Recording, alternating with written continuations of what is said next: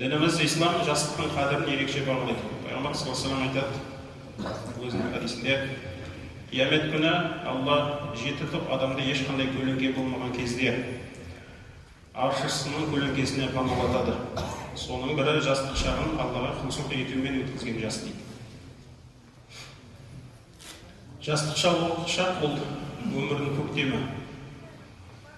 Өйткені көктемде егілген дән ол күзде өз өнімін береді.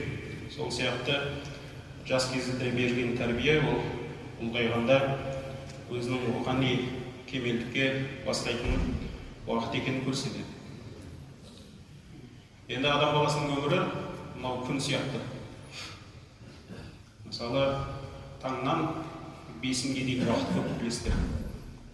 Ал 5-ден кейін артынша асыр келеді, шам болады, одан кейін құптан болады, сол сияқты.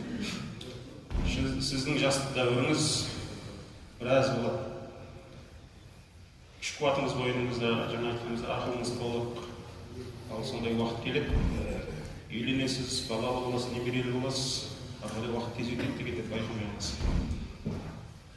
Сондықтан жастық шаққа ерекше көңіл бөлу керек. Пайғамбар саллаллаху алейхи ва саллям өзінің тағы бір хадисінде айтады, 5 нәрсе келместен бұрын 5 нәрсенің қадірін білу керек.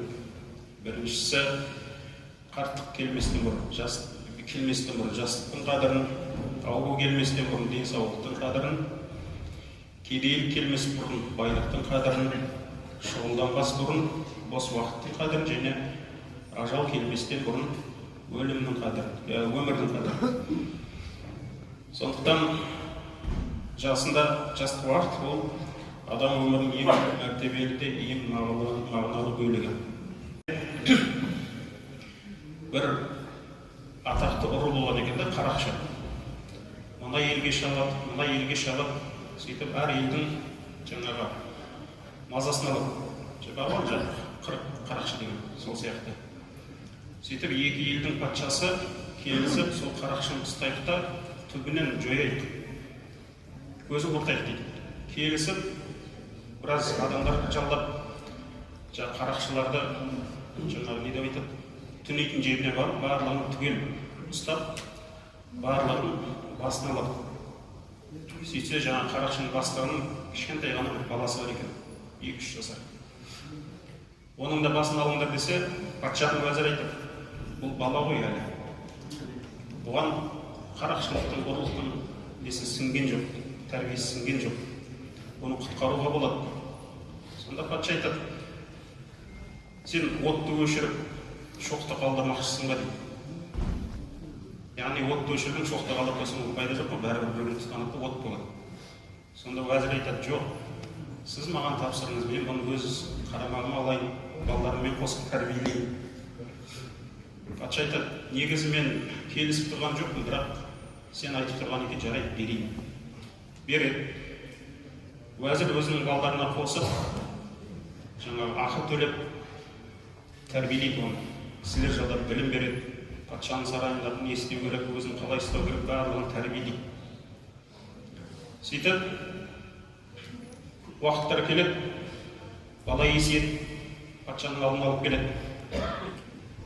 Сөйтіп, патшаға көрсетеді, міне, менің тәрбиелеген балам баяғы Қарақшының баласы. Мұны көріп тұрсыз, менің балам сияқты әдепті, білімді. Сонда патша айтады, Алланың жаңбыр деген нығметі бар, өте керемет. Ол жауады. Ол жауған кезде жақсы жері болса, ол жерге ауылдар өседі, гүлдер өседі. Егер жаман жер болса, ол жерге сора өседі, жантақ өседі дейді. Ол тәрбие беруін бересің, бірақ алған адамға байланысты. Негізі түбі қоймайды деді.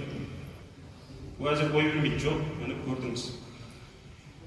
Сонда уәзір айтады, сіз білмейсіз бе, Құранда Кахф деген сүре бар.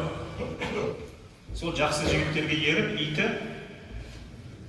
үңгірде бірге жатты ғой. Алла оны да адамдармен бірге жәннатқа кіретін дәрежеге жеткізді. Өйткені оның ортасы жақсы еді дейді.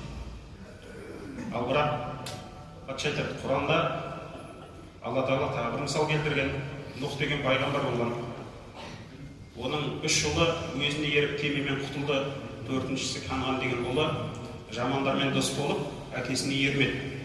Топан суда қалды дейді. Сонда да бой бермей, уәзір жоқ деп алып қалады бала. Сөйтіп не керек түбінде бала сол өзінің тегіне тартады, уәзірді өлтіреді, екі қасындағы ұлын өлтіреді, сөйтіп бүкіл дүниесін алып, баяғы патшасының түнейтін жеріне қашып кетеді.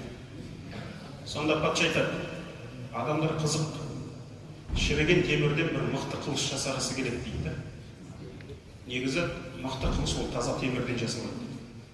Сондықтан да негізі тәрбиеге байланысты, бірақ шыққан текте негізі өзіне тартып тұрады.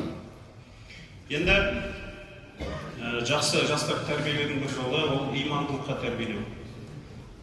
Өйткені жаңа айтқанымыздай, жастар ол ұлттың болашағы, біздің болашағымыз, біздің үміт артып отырған жастарымыз. Сондықтан біз оларды имандылыққа, руханиятқа тәрбиелеу ол әр қоғамның ең басты міндеті. Өйткені имандылық ол ертеңгі адам баласын құтқаратын, жамандықтан, тозақтан құтқаратын.